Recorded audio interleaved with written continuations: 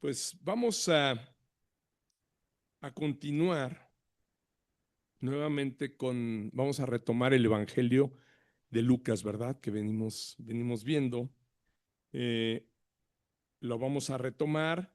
Recordemos que hicimos una pausa, ¿verdad? La semana pasada para conmemorar precisamente el aniversario de la Reforma, ¿verdad? Y recordamos las 5 solas, ¿no? Por eso fue que nos detuvimos en nuestra serie de la predicación del Evangelio de Lucas. Y retomando, veníamos de ver el complot, ¿verdad?, para matar al Señor Jesús, donde revisamos la traición de Judas, ¿recuerdan? Y la contrastamos con la conducta de muchos en la actualidad, ¿no? Que por menos, decíamos, ¿verdad? Por menos de 30 monedas de plata se le da la espalda al Señor Jesús, al Salvador. Por mucho menos, ¿verdad? Y decíamos que incluso a veces hasta pagamos nosotros. A Judas le pagaron, pero en muchos casos nosotros hasta pagamos por hacerlo, ¿no? Como decíamos, ¿no? El streaming, las plataformas cuestan, ¿no? Tenemos que pagar y pues pagamos para estar ahí horas y horas y horas entreteniéndonos. Que es curioso, ¿no? Eso es todavía más grave, creo yo, ¿no? Pero bueno, por esas cuantas monedas luego a veces de salario, por unas horas de diversión, por cualquier cosa, muchos dejamos al Señor Jesús y nos entregamos a los ídolos actuales que se levantan cada día en los corazones, ¿verdad?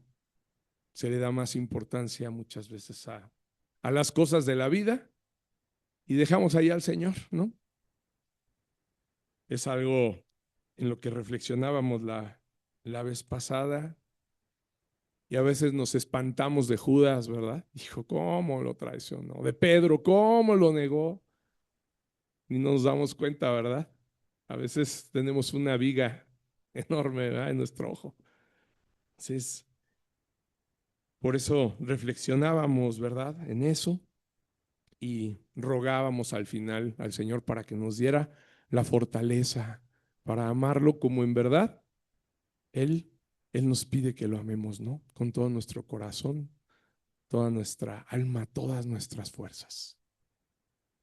Después de reflexionar en eso, en el complot para matar al Señor Jesús, vamos a ver ahora la importancia de la celebración de la Pascua que iba a llevar a cabo el Señor Jesús con sus discípulos. De una manera, lo iba a hacer de una manera muy solemne.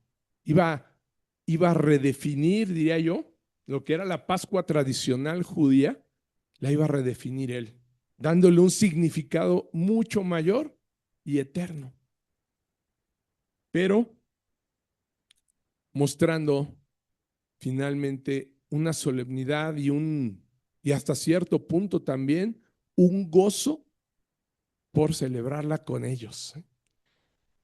Esta manera en la que el Señor Jesús va a instituir ahora la cena, ¿verdad? Y lo hace en la Pascua, va a cambiar todo el concepto futuro de esta celebración para los que somos su iglesia, ¿sí? Para los que somos su iglesia. Sabemos que los que no han creído, el pueblo judío seguirá celebrando la Pascua de la misma manera, ¿verdad? Matando un cordero, cenando, con los panes sin levadura, pero nosotros ya no lo hacemos de manera tradicional, ahora lo hacemos de una manera espiritual, donde reconocemos perfectamente que representa, ¿verdad?, el nuevo Cordero Pascual, el Cordero de Dios que quita el pecado del mundo. Y es lo que hoy vamos a reflexionar. Vamos a leer Lucas 22, del 7 hasta el 21.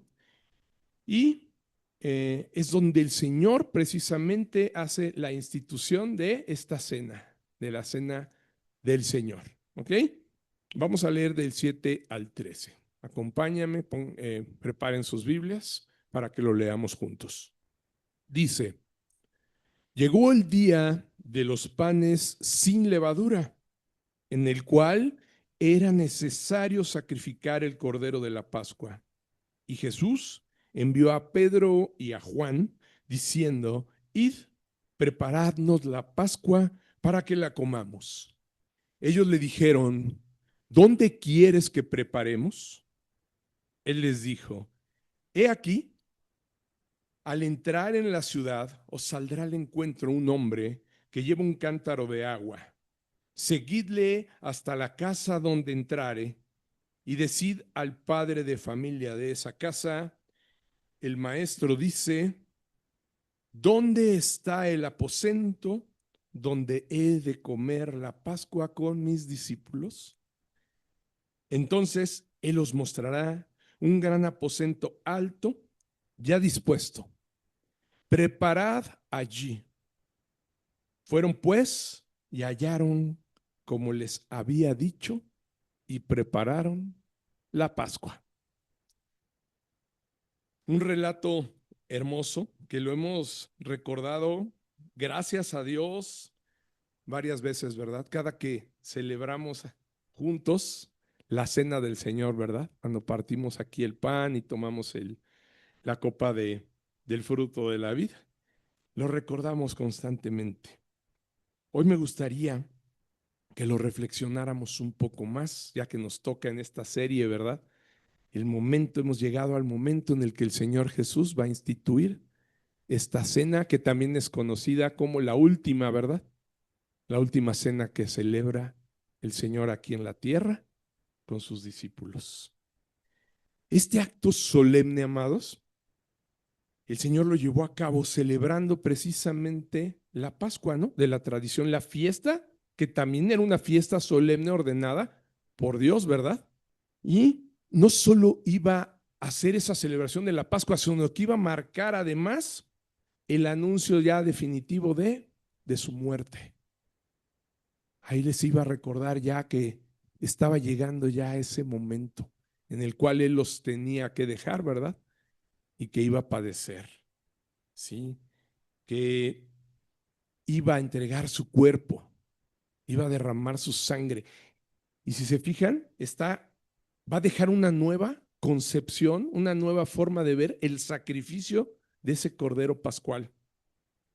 Va a poner una nueva forma, un nuevo concepto en el significado de esta celebración. ¿Sí? Sabemos que no solo este sacrificio pascual, o sea, no solo ese momento, sino que lo iba a hacer por siempre, ¿no? Porque es una ordenanza que nos va a dejar que hagamos para siempre hasta que Él llegue, ¿verdad? Hasta que Él vuelva nuevamente. Entonces, ¿y qué está haciendo? O sea, cambia el significado del Cordero Pascual ahora por un nuevo Cordero. Deja el sacrificio de animales atrás, ¿verdad? Que ese sacrificio sabemos que había sido marcado desde Génesis, en Éxodo, ¿no? Lo vemos que Dios sigue dando la orden de hacer sacrificios, en Levítico todavía. Y este nuevo sacrificio iba a tomar el sentido verdadero del por qué Dios había instituido esos sacrificios desde el principio. Se iban a dar cuenta en verdad a qué apuntaban todos esos sacrificios, por qué practicaban eso, ¿no? Porque Dios les había mandado estar matando animales, ¿no? Que hoy nos puede parecer quizá absurdo a nosotros, ¿verdad? Decir, ¿por qué estar matando? Y lo dice en la misma palabra, ¿no? Ya el sacrificio de animales no tiene pues ningún poder, ¿no? No perdona, o sea, estar matando machos, cabríos y toros, no perdona ya los pecados. Lo que perdona los pecados, el único y suficiente sacrificio, ¿verdad? El que hizo el Señor Jesucristo, siendo Él mismo el cordero que se iba a inmolar, el cordero que se iba a sacrificar en esta fiesta de la Pascua, ¿verdad? Aquí, este verdadero, como les digo, sacrificio último, suficiente, precisamente da cumplimiento al plan de redención, ¿verdad? Que Dios ya había planeado, ¿sí? Él ya lo había planeado desde antes de la fundación del mundo y esta vez ahí Les está anunciando que viene ya el cumplimiento de ese plan que él ya tenía desde antes de que existiéramos nosotros, ¿no? Es en verdad un momento importante porque Jesús los va a tratar con tanta solemnidad y con un cuidado especial, ¿sí? Porque ya no es el sacrificio que hacían año con año, ¿verdad? Ya no es lo mismo. Ahora es un último sacrificio por la eternidad, por siempre. Ya no va a volver a haber ningún sacrificio. Ese es el último sacrificio suficiente para perdonar el pecado de todos. Los que estaban, los que estaban en ese, los que fueron, ¿no? Los pasados, los que estaban ahí en el presente y además los que estamos hoy, ¿no? Los que íbamos a venir en el futuro. Fíjense qué poder tenía ese sacrificio. Ya no iba a ser necesario que el sacerdote entrara a estar haciendo expiación personal por cada persona. Con un solo sacrificio, con ese poder, iba a cubrir el pecado, iba a ser la expiación de todas las generaciones que veníamos. ¿Se dan cuenta? De las presentes, pasadas y además de nosotros. Es algo maravilloso, es algo hermoso en verdad. Si se fijan, iniciando este relato, Lucas en el 7 menciona que llegó el día de los panes, así dice, ¿verdad? Sin levadura. Está llegando el día marcado por el Señor, el día que él había dispuesto, ¿no? Ya, dijo, en tal fecha que él sí sabía, ¿no? Que él había planeado, se hará. Y aquí dice Lucas, llegó el día de los panes sin levadura y dice, en el cual era necesario, fíjense, la palabra necesario sacrificar el cordero de la Pascua. Está tomando un sentido, sí, claro, que estaba marcado por la ley mosaica en la tradición, ¿verdad? Que hacían, era necesario sacrificar un cordero porque así lo había mandado Dios. Pero era necesario también, ¿verdad? Iba a llegar ese día en el que iba a ser necesario sacrificar el cordero de la Pascua, pero también el cordero de Dios. Este cordero que era mayor que los animalitos, ¿verdad? Que tenían que, ustedes lo saben bien, hacer con mucho cuidado, ¿no? Ese cordero tenía que ser elegido, era el primogénito, era sin defecto, sin mancha, o sea, tenía que ser perfecto para poder celebrar ese sacrificio. De la misma manera, si se fijan, este cordero de Dios, que es Jesús, era perfecto, sin mancha, ¿no? Lo veíamos los varones el viernes, ¿verdad? Que ese mediador fue Jesucristo y por eso tenía que ser concebido en la forma que fue concebido, ¿no? Sin la intervención de un hombre y una mujer. Fue con la intervención del Espíritu Santo sobre María, una virgen, ¿verdad? Que no había sido tocada por varón, para que precisamente se cumpliera que él no iba a heredar el pecado de nosotros, ¿no? Jesús no fue un alma derivada como nosotros, de un hombre y una mujer. Jesús fue únicamente, ¿sí?, la encarnación divina en María, ¿ok? Y María que también no había sido tocada como virgen por varón, sin embargo, ella únicamente puso su cuerpo, ¿verdad?, para que fuera engendrado ahí ese embrión, ¿verdad?, maravilloso del Señor Jesús. Ahí creciera, ahí se gestara y posteriormente hiciera toda esa obra de redención para nosotros.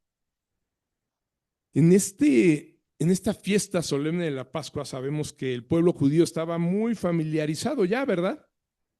Sí. Dios se los había indicado y ordenado por medio de Moisés.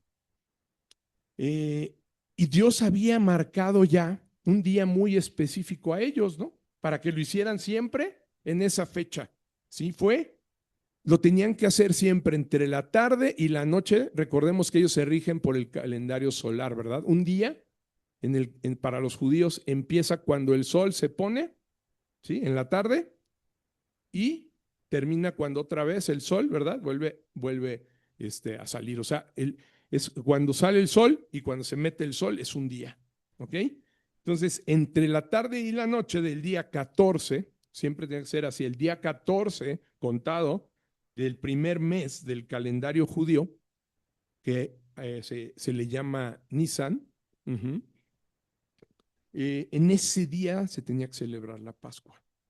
Yo te diría, ¿para qué Dios instituyó este día?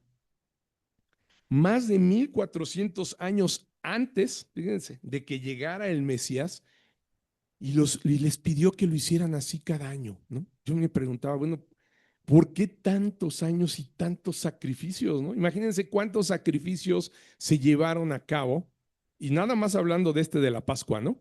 Durante 1400 años, ¿no? Poco más de 1400 años, una vez al año. O sea, increíble, ¿verdad? Cantidades, porque era un sacrificio, sabemos, por familia, ¿no?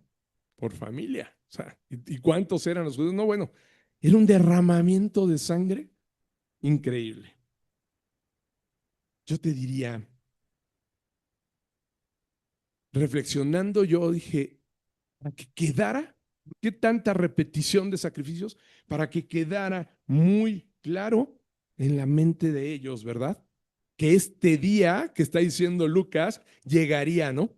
Para que se acordaran que iba a llegar ese día, así como se cumplía religiosamente cada año y no fallaban en hacerlo, así el Señor iba a demostrar que no iba a fallar en hacerlo en el momento indicado, que ese día iba a llegar y que era así como ellos lo hacían, necesario sacrificar el cordero pascual, también iba a ser necesario sacrificar al cordero de Dios. ¿Se dan cuenta? O sea, todo ese recordatorio, yo les diría hoy, hablando con judíos, les podríamos decir, pero ¿cómo no se dieron cuenta, no? Dios se los estuvo recordando 1400 años y ustedes a sus hijos y sus hijos a sus hijos y hasta el día de hoy. O sea, ahí el momento de que llegara el Señor pasaron 1400 años. Hoy han pasado otros 2000, ¿no? O sea, llevan 3400 años haciendo sacrificios y ellos mismos se sienten sin perdón, ¿verdad? Porque además ahora lo hacen de manera particular en sus casas, pero no tienen templo, ¿no? Le hemos platicado. Entonces sienten que no es suficiente. Y es verdad, ¿no? Y es verdad, esa insuficiencia que sienten al comerlo, pues ya nomás lo hacen como cuando comemos pavo, ¿no? Como cuando nos reunimos a celebrar algo. Es una fiesta nada más, ¿no? Y se reúnen en familia y todo, pero saben perfectamente, lo sienten, estoy seguro que lo siente su corazón, que no es suficiente, porque tiene que llegar el siguiente año y volverlo a hacer, ¿verdad? Entonces, estoy muy convencido de que esos sacrificios que ellos hacen, yo creo que incluso han sentido en algún momento ya que es así sin sentido, ¿no? O sea, otra vez, ¿hasta cuándo va a llegar el Mesías, no? Si yo me trato de poner en sus zapatos y digo, híjole, estar otra vez sacrificando el cordero y estar esperando y miles de años, ¿verdad? Y decir, ¿cuándo vas a venir, Señor? ¿Cuándo viene el Mesías? Fíjense, cuando ya llegó el Mesías, cuando estuvo y habitó entre ellos y se sacrificó ya por ellos para que ya no hicieran más sacrificios. Y ellos siguen con esa insuficiencia en el corazón. Digo, estoy pensándolo, es un pensamiento personal, pero no dudo que sea muy acercado ¿no? a lo que ellos pueden sentir, ¿verdad? No hay remisión de pecados por la sangre, ¿no? Por muchos seguramente ha de pasar por su cabeza, ¿no? Es decir, ¿será necesaria tanta sangre? ¿Tantos años de derramamiento? ¿No? Y nosotros hoy podemos entender que ya no es necesario, ¿no? Ya no es necesario derramar tanta sangre porque ya se derramó la sangre bendita del Cordero de Dios, la que sí tiene el poder para perdonar verdaderamente todos los pecados. ¿Sí? Entonces yo digo, con toda claridad podemos ver que el Señor lo hizo para que ellos se dieran cuenta, porque estaba apuntando cada vez que lo hacían hacia el Cordero de Dios, hacia la promesa que les hizo desde un principio, ¿no? Recuerdan que siempre la recordamos, Génesis 3:15, ¿no? Que iba a mandar de la simiente de la mujer a aquel que le iba a pisar la cabeza a la serpiente, ¿no? De la simiente de la mujer vendrá aquel que va a pisar la cabeza de la serpiente. Ese es el Mesías que les prometí, pero no lo pudieron ver, ¿no? Pero nosotros hoy sabemos quién es el que le pisó la cabeza a la serpiente y vimos claramente que sí, le mordió el calcañar, lo llevó a la cruz, ¿verdad? Lo mató. Sin embargo, era para que se glorificara y él venciera. Cuando se levanta, ¿no? Glorioso, cuando es resucitado, pudimos haber visto cómo le estaba pisando la cabeza a la serpiente, ¿verdad? Las tinieblas seguramente pensaron durante esos 3 días que estuvo Jesús en la tumba que había vencido, ¿verdad? Ahí está, no era el Hijo de Dios. Ahí está muerto en una tumba como todos los demás Adanes, ¿no? Como todos los demás hombres. Imagínense. Un profeta más muerto. Sorpresa. La muerte. ¿Dónde quedó su aguijón, verdad? Dice la palabra. ¿Dónde está, oh muerte, tu aguijón? Hijo, ¿dónde está? Fue pisada.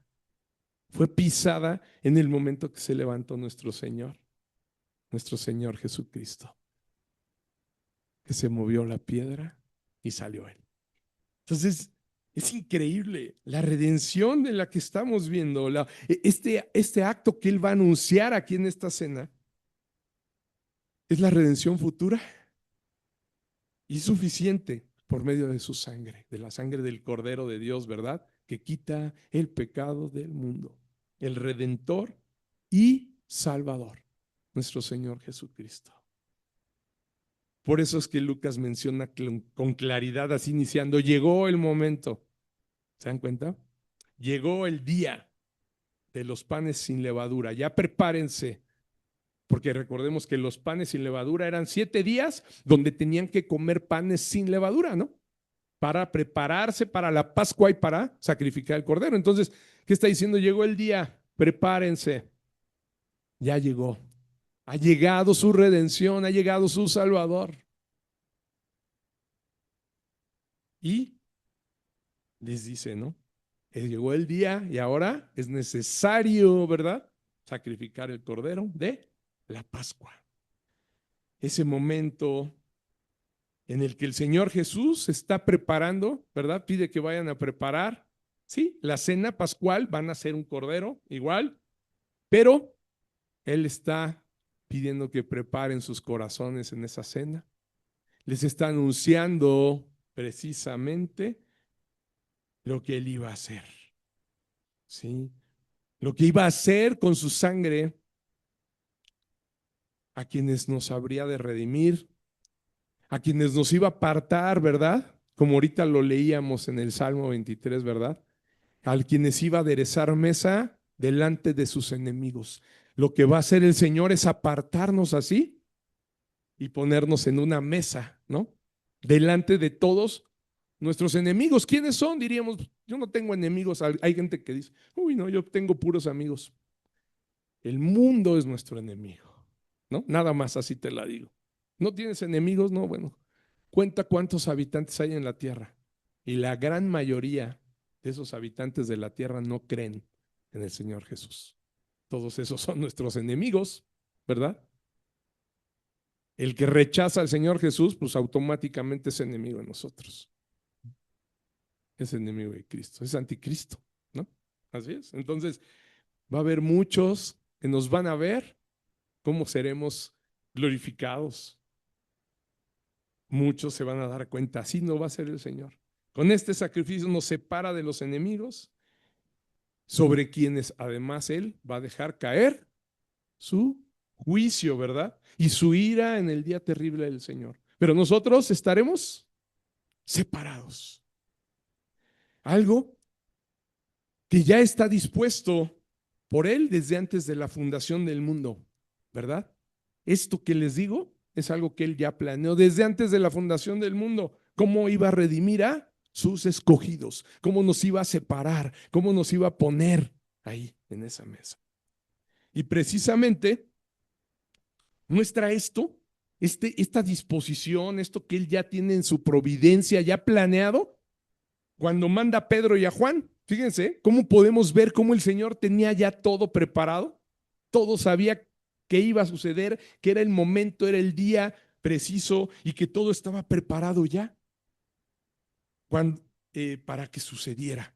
Cuando manda a Pedro y a Juan, ¿no? Y les dice, he aquí al entrar en la ciudad, voy al 10, os saldrá al encuentro un hombre que lleva un cántaro de agua, ¿no? ¿Cómo iba a saber el Señor, no? O sea, que iba a ir caminando alguien con un cántaro de agua, ¿no?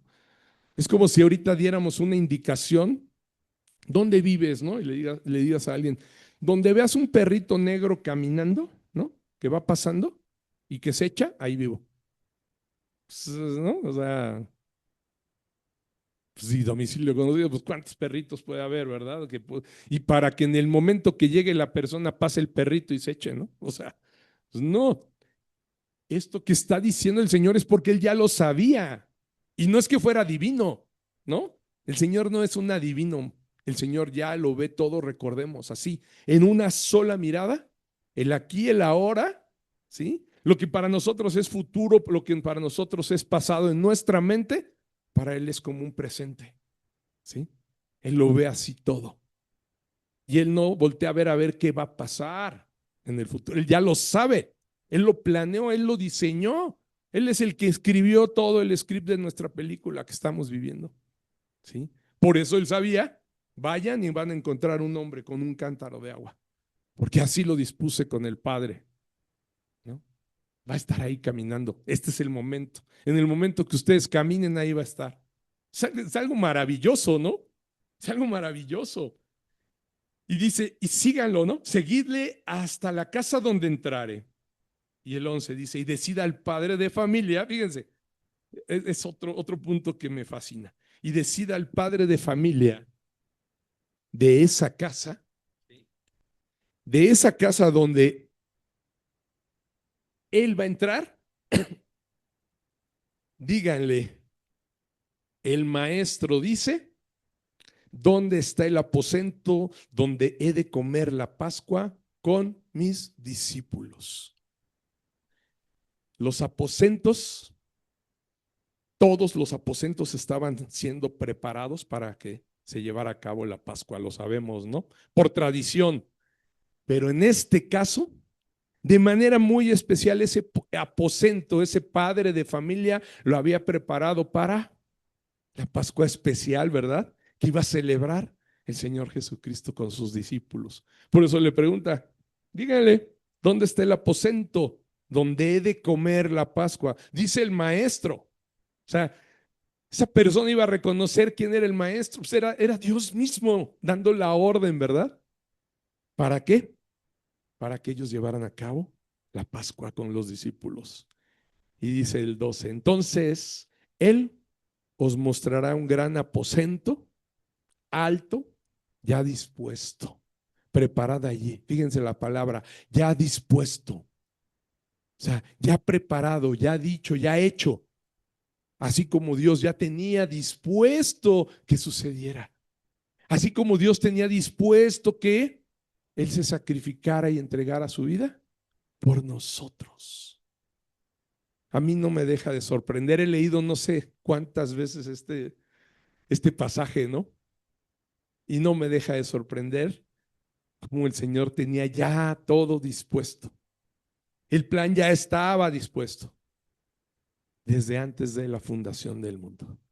Y lo que íbamos a ver y lo que iban a ver ahí los discípulos era solo la consumación, ¿verdad? O sea, que se iba a llevar a cabo esos decretos divinos que Dios había puesto, ellos iban a ser testigos ya de lo que Dios ya tenía dispuesto. ¿Sí? Esos decretos divinos en los cuales nosotros recibimos la bendición de Dios que Él planeó, esa bendición que planeó para nosotros desde los lugares celestiales. ¿Sí? No fue un plan que se haya hecho aquí en la tierra. O sea, Jesús no vino aquí a hacer planes y a decir ahora déjame ir a hablar con el de la casa de allá. Y todo. No, no, no. El plan, ¿sí? Incluso sabemos que Judas lo iba a traicionar. Era un plan que ya estaba dispuesto desde los lugares celestiales. ¿Qué quiere decir esto? Allá arriba, ¿no? Muy arriba. Nada que ver con planes de que se hagan aquí en la tierra como los que hacemos nosotros, ¿verdad? Que lo único que podemos asegurar cuando hacemos pronósticos, cuando hacemos planes, lo único seguro que sí podrías decir, esto casi seguro es que fallen, ¿no? O sea, es casi lo más seguro siempre para el hombre, porque el hombre no tiene la capacidad de planear como se planea en el cielo, ¿no? Aquí planeamos y dependemos, ¿no? Yo les puedo decir, nos vemos el próximo domingo y tengo que decir, si el Señor quiere, ¿verdad? Porque yo no puedo asegurar que voy a estar el domingo, ¿sí? Podrían decirles, ¿qué creen? El pastor David ya está con el Señor, ¿no? Ya no va a predicar el domingo. Así puede ser, es una realidad. Nosotros no tenemos el control de nuestra vida, pero el Señor sí. Le hablaba a los niños el jueves de que Dios cumple sus promesas a pesar de lo que sea, que Dios permanece fiel aunque nosotros fuéramos infieles. Y les ponía el ejemplo de Moisés, ¿no? Cuando Moisés pues, dice, Señor, ya no vas a entrar, ¿no? Tú no vas a entrar y esta es la tierra, mira, a donde hubieras entrado, pero no vas a entrar tú. Y entonces, y tampoco los demás, ¿verdad? Los otros 10 príncipes y sus tribus que habían ido a como espías, ninguno de ellos va a entrar, solo los hijos y Josué y Caleb, ¿verdad? Eran los únicos. Josué, hijo de Nun, Caleb, hijo de Jefoné, por cuanto sí habían creído a lo que Dios les había dicho, eran los que iban a entrar con estos niños. Con estos, sí, pues eran niños, ¿no? La mayoría de los hijos que iban a caminar 40 años. Y les digo a los niños, ¿no? Y les hago una pregunta y me encanta ponerlos a pensar. ¿Por qué creen que Dios puede cumplir esa promesa? Los demás iban a morir en el desierto, lo sabemos, ¿no? Sí, Moisés murió, los demás que fueron los 40 años empezaron a morir, hasta que se muriera el último de esa generación, es cuando el Señor los iba a dejar entrar a la tierra prometida. Solamente iban a sobrevivir los que los iban a guiar, Josué, Caleb y todos esos que eran niños en ese momento, pues en ese momento iban a tener ya 40 y tantos años, ¿no? Ya listos para entrar en una batalla, ¿sí? Pero Dios los iba a preparar para eso en el desierto. Entonces le digo a los niños, ¿cómo podemos asegurar si ya se murió el sucesor? En ese momento, imagínense, parados ahí, ¿cómo? Si ya se fue Moisés, el que nos guiaba, se va a ir Aarón, se van todos, ¿no? Los jefes de las tribus. ¿Y ahora quién? ¿No? Imagínense esos niños así. Bueno, pues el Señor tuvo el poder para decir, yo voy a mantener vivos a dos, ¿verdad? Para que los guíen y a todos ustedes.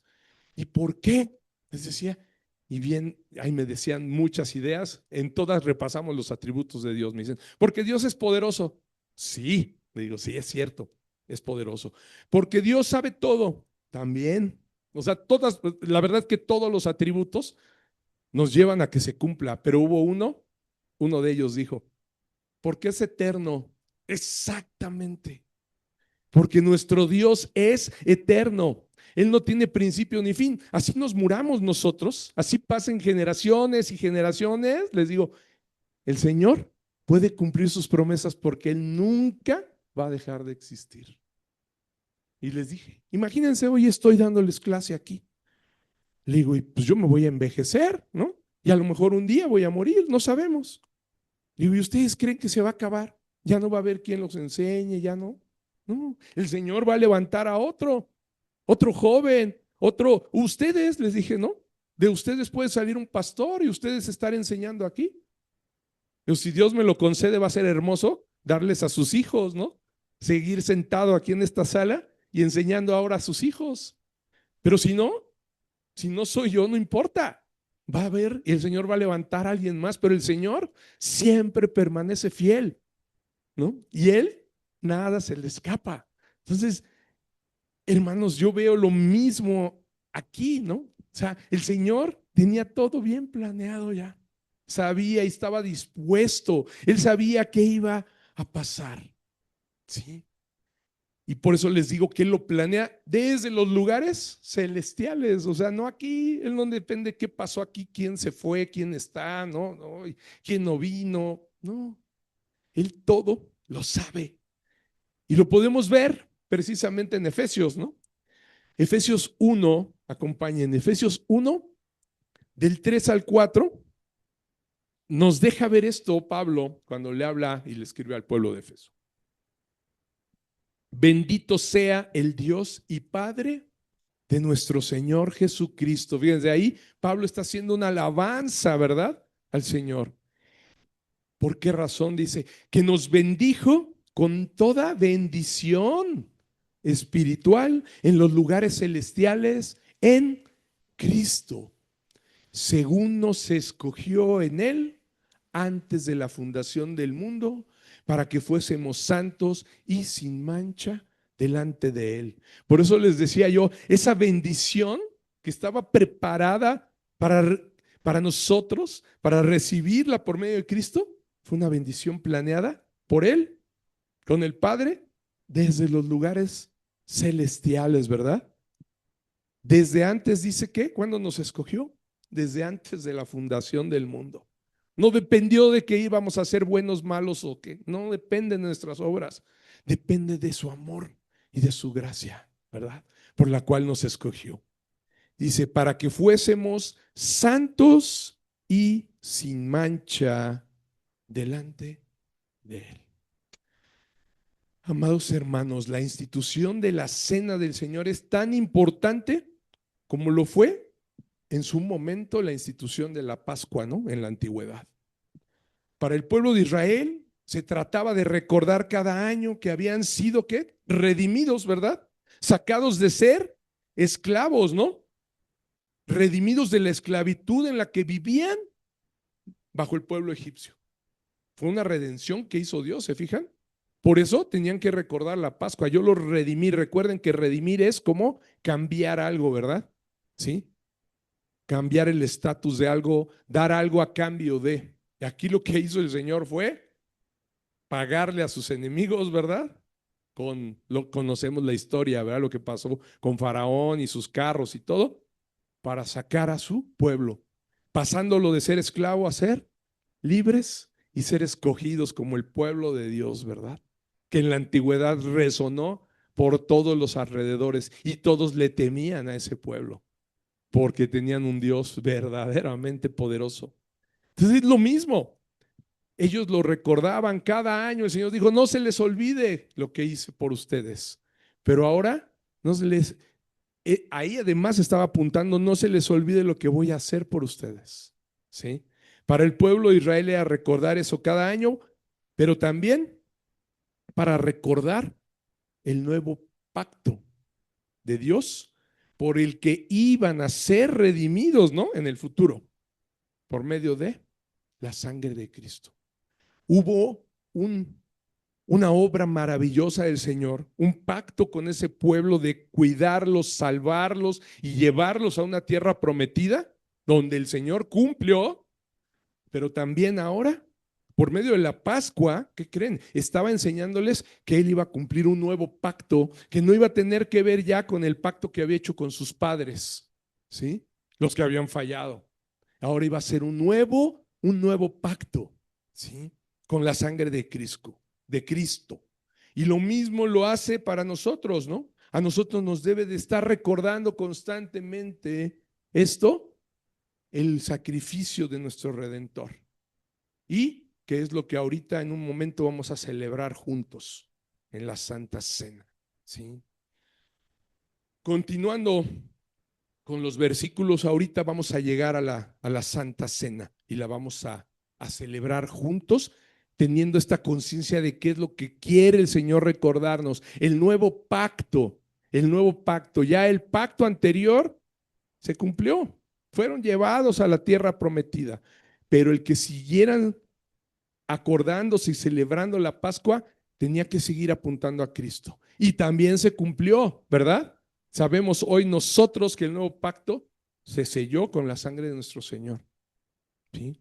Pero lo tenemos que seguir haciendo y anunciando hasta que Él vuelva, hasta que Él regrese.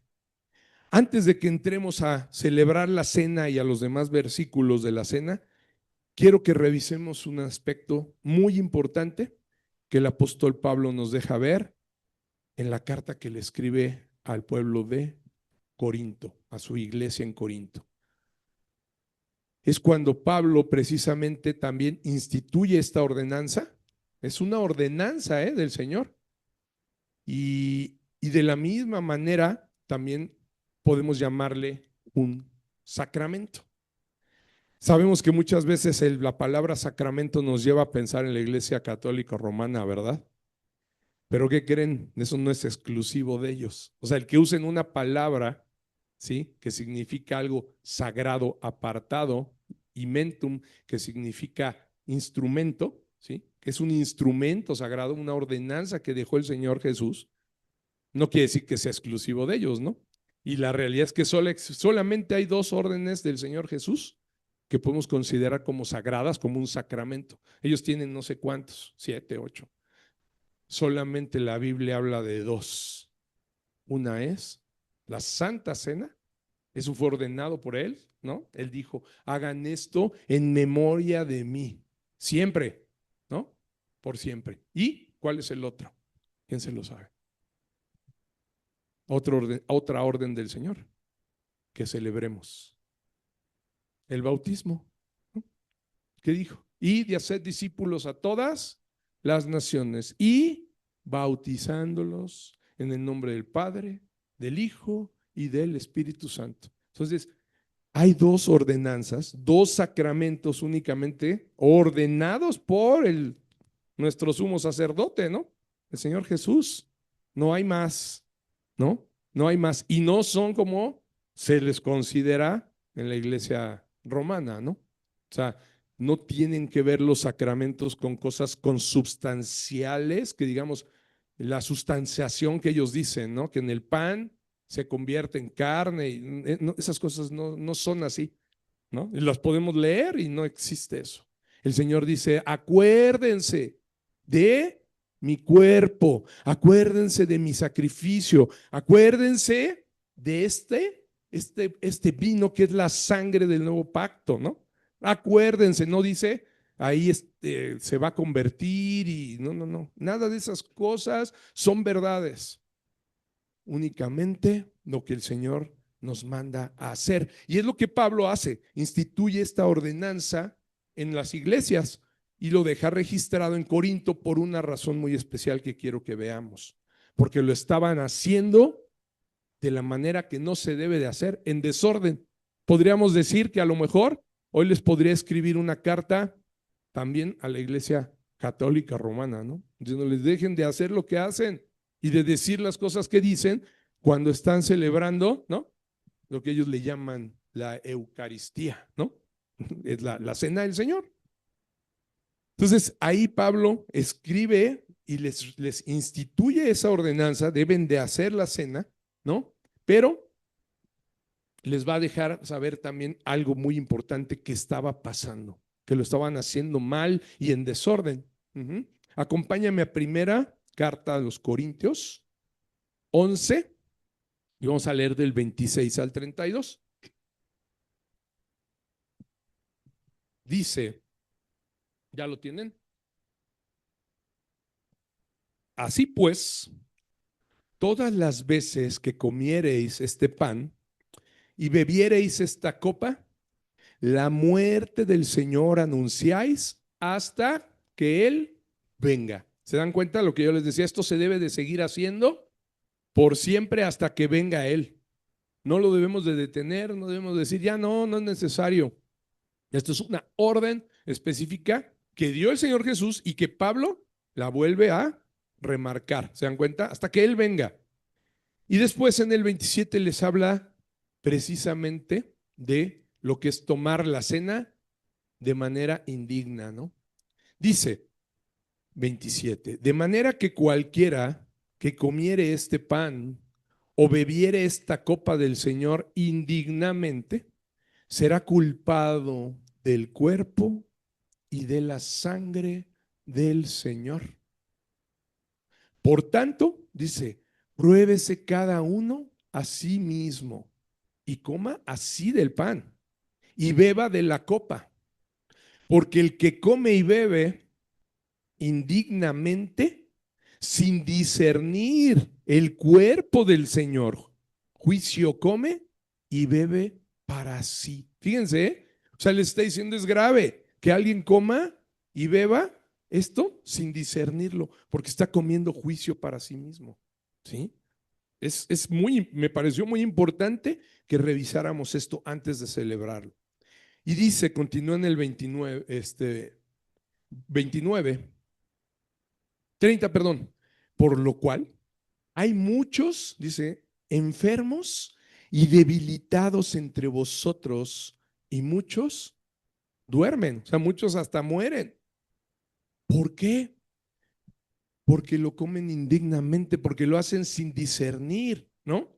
Ayer lo platicaba en una reunión y también cuando iba con mi esposa y mi suegra en el coche, les decía, hay muchos cristianos nominales, ¿verdad? ¿A qué me refiero con un cristiano nominal?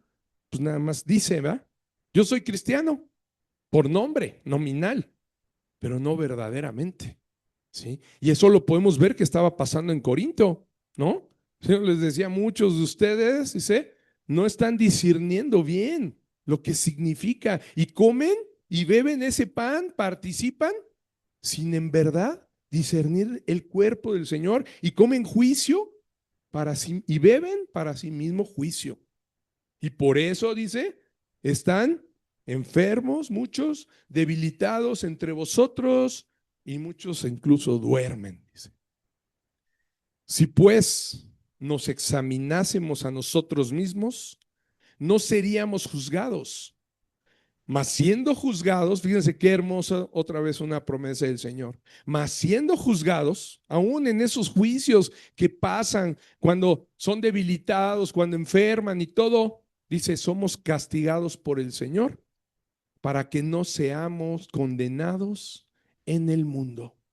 Con el mundo, perdón, con el mundo. Es hermoso esto, amados hermanos. Creo que es una advertencia de Pablo para que le demos la importancia y la solemnidad a la cena del Señor, ¿no? O sea, no es cualquier cosa, ¿eh? No lo hagan en desorden. Él estaba llamando la atención porque dice que algunos incluso se adelantaban y ya comían. Espérense, o sea, no. Ahí está el pan. Partían y se lo comían. Y no esperaban, dice, a los demás, ¿no? Y decía, y si alguno tiene hambre, ¿no? Tiene gran apetito, dice, coma en su casa. ¿Qué no tienen casa? Dice, o sea, no es para venir nomás a glotonería, decía, ¿no? Esto es un acto solemne, ¿verdad? Es un acto verdaderamente que se debe de hacer en orden, solemnidad, ¿no? Y se lo estaba diciendo por eso, pero también porque sabe que vivían, sabemos cómo era el pueblo de Corinto, ¿verdad? Muy parecido a nosotros, ¿no? Con mucha idolatría, una vida demasiado mezclada con el paganismo del que traían por tradición, ¿verdad? Entonces, el Señor estaba dejando esto claro. Todas las veces que comemos el pan y bebemos de la copa, ¿qué les decía? Estamos anunciando la muerte del Señor, ¿eh? Hasta que Él venga. No estamos haciendo cualquier cosa. No es una fiesta, no es una comilona, no es nada más como comunión. Es un verdadero acto, ¿verdad? En el cual estamos recordando y anunciando la muerte del Señor. Es lo que les decía, ¿no? Entonces, con esta importancia, nosotros también, dándole esa importancia, debemos hacerlo. pero en verdad debemos discernir lo que hacemos, cómo estamos en verdad recibiendo esto, ¿no? Debemos estar muy conscientes de lo que esto implica. Por eso quise tomarme este tiempo, aprovechando este momento, porque a veces lo celebramos y pues creemos que se vuelve nuevamente un acto religioso. Ay, nos toca la cena del Señor, ¿no? Ay, vamos a celebrar, qué padre. Pero en verdad lo estás discerniendo, porque si no, ten cuidado, vas a comer, dice, juicio, vas a comer y beber juicio para ti mismo. Alguien que lo haga sin en verdad darle la importancia, sin preparar su corazón, ¿sí? No está comiendo juicio. Y me llamó mucho la atención, dice, y por eso muchos están enfermos, debilitados y duermen, dice, porque seguramente se ha convertido en algo ya religioso, ¿no? Como se hace en la, quizá en la iglesia católica, ya por cada domingo así, ¿no? Religiosamente. Y muchos no disciernen realmente lo que están haciendo, ¿no? Por eso dice Pablo, ¿verdad? Cualquiera que comiere o bebiera esta copa del Señor indignamente será culpado del cuerpo y sangre del Señor. Por tanto, pruébese cada uno a sí mismo. O sea, dice, no es necesario que vayan como yo me acuerdo en la tradición católica era, fórmate en el confesionario y ahí estaba la fila. Y mi mamá me decía, vete a formar y a confesar porque si no, no puedes comulgar. Y ahí estabas, ¿no? Y se acababa la misa o estabas ahí confesando, ya ni habías oído, ni el mensaje ni nada, porque estabas ahí, ¿no? En el confesionario. Y además seleccionabas qué contabas y qué no, ¿no?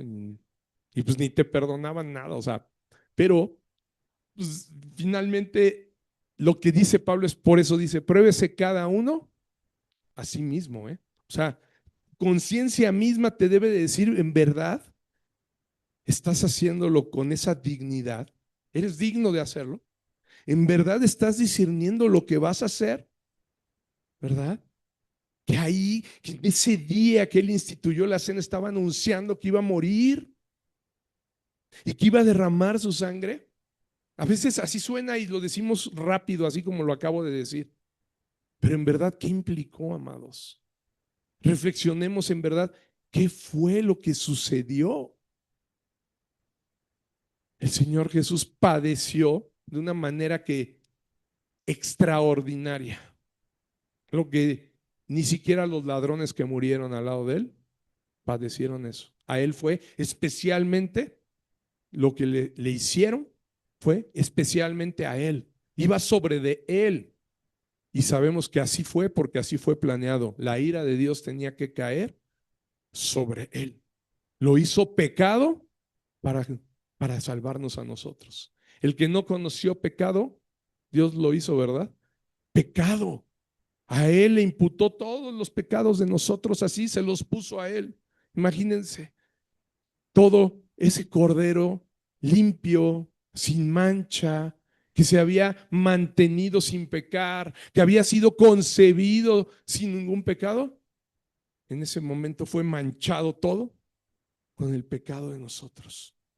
Cayó sobre él para que Dios soltara toda su ira, todo el enojo verdadero que tenía Dios, ¿verdad? Porque es un juicio que verdaderamente Dios, por justicia, él puede estar enojado con todos nosotros, ¿no? Dios no está obligado a como en muchas religiones dicen, Dios es bueno y nada más y tiene que perdonarnos. Dios tiene que perdonarnos, ¿él está obligado? No, para nada.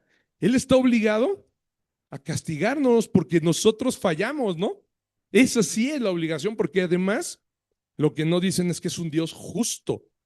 Justo y justicia significa dar a cada quien lo que merece. Entonces, lo que en verdad es aplicar justicia es castigar a toda la humanidad, ¿sí?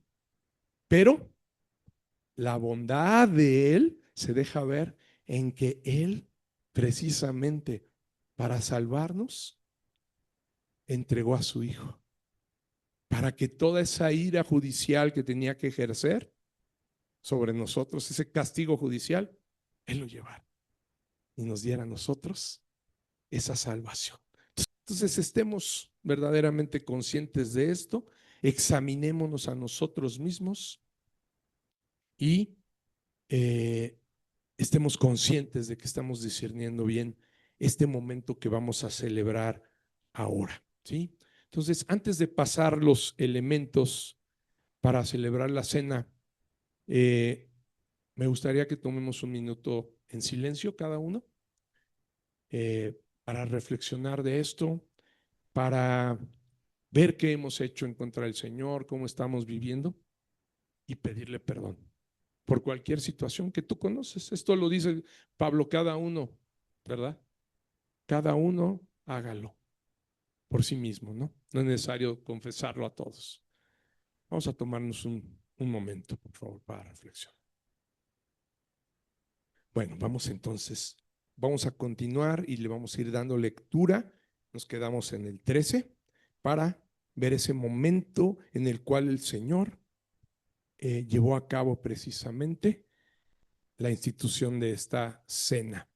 Dice el 13, fueron pues y hallaron como les había dicho y prepararon la Pascua, ¿no? Si encontraron lo que les dijo, hicieron todo. Cuando era la hora, se sentó a la mesa y con él los apóstoles y les dijo, cuánto he deseado comer con vosotros esta Pascua antes que padezca. Como yo les decía, él estaba ya anunciando lo que venía, ¿verdad? Y es hermoso, a mí me encanta porque Lucas es el que hace este énfasis, en algunos otros evangelios no está, pero este énfasis que retrata Lucas cuando dice, cuánto he deseado, fíjense, el Señor iba a su muerte, iba a padecer y dice, cuánto he deseado comer con vosotros esta Pascua, que llegara este momento antes que padezca. El Señor estaba seguro de lo que iba a hacer, ¿verdad? Deseoso en ningún momento. Él sí, sabemos que hubo un punto, ¿verdad? Donde dijo, Señor, si es posible que pase de mí esta copa, ¿no? Porque sabemos que era plenamente humano. Era humano y, híjole, a nadie nos gustaría, ¿verdad? Que nos dijeran, ¿sabes qué? Van a deshacer tu cuerpo, te van a infringir el mayor dolor que hubieras imaginado y te van a matar y te van a crucificar. Hijo, estaríamos igual, yo creo, temblando, ¿no? Muchos ya nos hubiéramos echado a correr, pero él no. Él dijo, hágase tu voluntad, ¿verdad? Y no la mía. Y el Señor aquí les dice eso precisamente. Él deseaba este momento. Porque os digo que no la comeré más. Ahí está anunciando su muerte, ¿verdad? Por última vez. No la voy a volver a comer más hasta que se cumpla en el reino de Dios. O sea, hasta que yo regrese nuevamente, no volveré a tomar esta copa. Y habiendo tomado la copa, dio gracias y dijo, tomad esto y repartidlo entre vosotros, porque os digo que no beberé más del fruto de la vid hasta que el reino de Dios venga. Y tomó el pan y dio gracias y lo partió y les dio diciendo, esto es mi cuerpo que por vosotros es dado. Haced esto en memoria de mí. Comamos, por favor, de este pan, sabiendo que representa, ¿verdad? Es un símbolo que representa el cuerpo del Señor. Lo que hizo en la cruz. Después dice el 20. De igual manera, después que hubo cenado, tomó la copa, diciendo, esta copa es el nuevo pacto en mi sangre, que por vosotros se derrama. Tomemos de la copa, recordando que esta copa representa, nos hace memoria de ese nuevo pacto de la sangre de Cristo que se derramó para sellar el nuevo pacto. Y ahorita se los explico.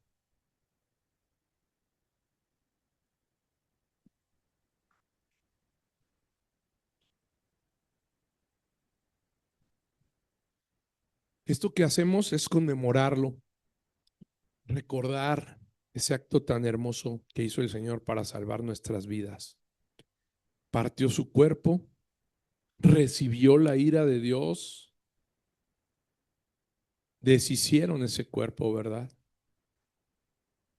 Para satisfacer la demanda de justicia del Padre.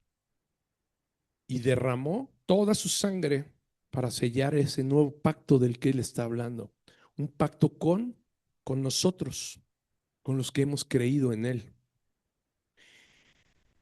Él prometió este pacto fue profetizado desde antes por el profeta Jeremías. Podemos encontrar a qué pacto se está refiriendo el Señor Jesús. El cumplimiento de ese nuevo pacto se estaba sellando con los hombres en ese momento.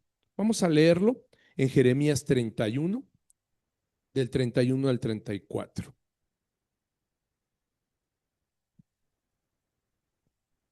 Y dice, fíjense lo que dijo el profeta Jeremías, es increíble.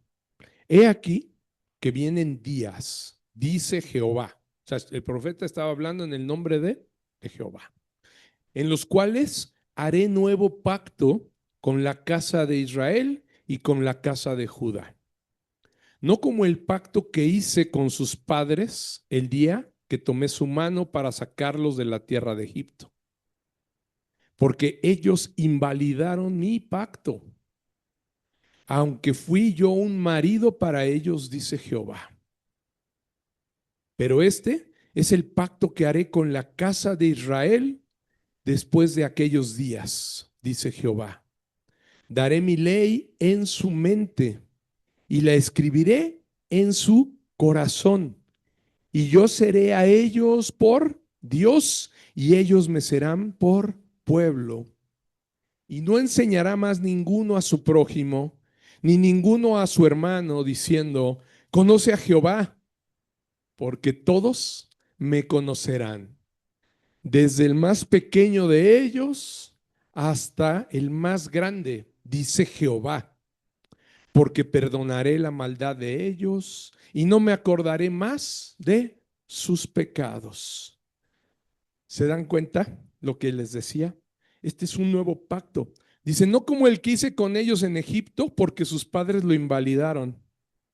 Lo platicábamos, ¿verdad? Con los niños el jueves, ¿no? Desobedecieron y ese pacto que Dios había hecho, Dios sí cumplió y metió a la tierra prometida al pueblo, ¿no? Y los libró de la esclavitud de Faraón, pero no cumplieron ellos, dice. Invalidaron mi pacto. Entonces no es un pacto como el que hice con sus padres. Este es nuevo. Es un pacto, y si se fijan, un pacto más poderoso que es obra de Dios, que ya no tuvo que ver con ellos. Es un pacto que no puede ser invalidado porque dice, yo soy el que les pondré, ¿no? ¿Qué dice? Mi ley la pondré en su mente. O sea, ahora ya no va a ser que por medio de Moisés les va a explicar la ley y por medio de las obras la cumplen. No, porque eso no funcionó. ¿Se dan cuenta? Todos desobedecieron, no hicieron. Las obras nunca pudieron salvar al hombre. Por eso dice, daré mi ley en su mente. Yo la pondré, lo que verdaderamente deben hacer, yo lo pondré en su mente y la escribiré en su corazón. Esa es la gracia de Dios, que ya no va a tener, no va a depender de lo mismo que hicieron los padres, ¿verdad? De estos, de los pueblos de Judá y de Israel. Y lo hará, dice, con todos, ¿no? Yo seré a ellos por Dios y me serán por pueblo. Cuando dice, y no enseñará más ninguno a su prójimo, ¿ya vieron? Ya no va a ser necesario que sea por medio de los escribas, maestros de la ley. No, ya no. Hoy todavía estamos predicando el evangelio y lo estamos enseñando, me dirán. ¿Cuándo creen que se va a cumplir ya este nuevo pacto? Cuando estemos en la gloria del Señor. Cuando ya ninguno tenga que enseñar, allá arriba no va a seguir la predicación. Ya no va a ser necesario los maestros, los evangelistas, los pastores. Allá el único ministerio que vamos a desarrollar, quién sabe cuál es.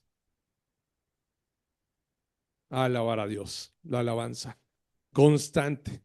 Por eso aquí practiquemos la alabanza. Hagámoslo con gozo porque eso es lo que vamos a hacer siempre, ¿verdad? Entonces, aquí lo dice. Ya Ninguno le dirá a su prójimo, porque todos, dice, nadie le dirá, conoce a Jehová, porque todos me conocerán.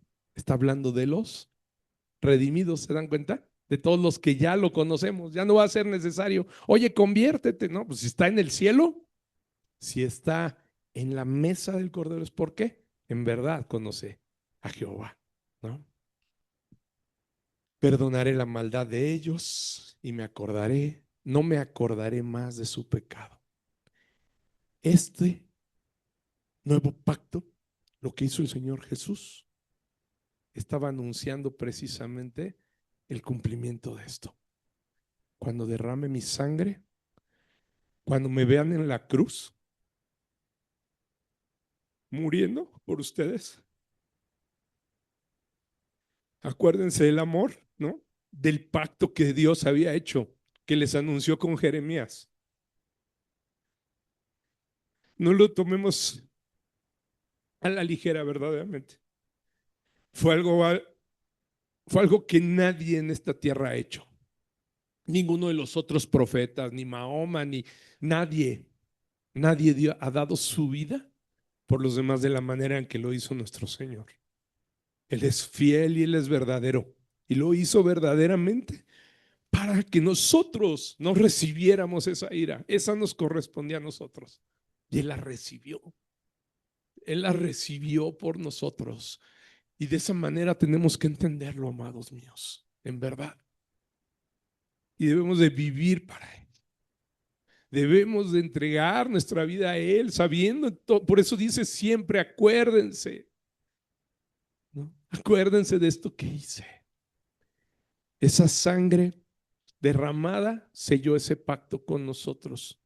Y es un pacto ya que no se puede deshacer, porque es un pacto de Él. El pacto de redención lo hizo Él consigo mismo, por amor. En el pacto de redención no participaba la obra del hombre. No era un pacto de obras, era un pacto de gracia. Y es este nuevo pacto que se sella con la sangre del Señor. Y como lo escucharon, ya no habrá más maldad en ustedes. Y no me acordaré ya de sus pecados, porque el que pagó fue el Cordero de Dios, el único justo, el único perfecto, el postrer Adán que no falló. Él pagó como representante de ustedes y derramó esa sangre. Por eso es un pacto que es indestructible. No hay manera de que los hombres deshagan ese pacto. No es igual al que hice con sus padres, dice. Este pacto lo hago yo por amor, por gracia. Yo lo haré en sus corazones. Yo haré que ustedes vuelvan a nacer. Pondré mi ley en sus mentes, en sus corazones, para que lo cumplan. Y vayan conmigo, ¿verdad? Sean perdonados. Esta es la consumación del pacto de redención, el nuevo pacto en la sangre del Cordero de Dios. Démosle la gloria a nuestro Señor. Glorifícalo con tu vida por este acto de amor tan grande que hizo con su cuerpo y su sangre. Gloria a nuestro Redentor Jesucristo.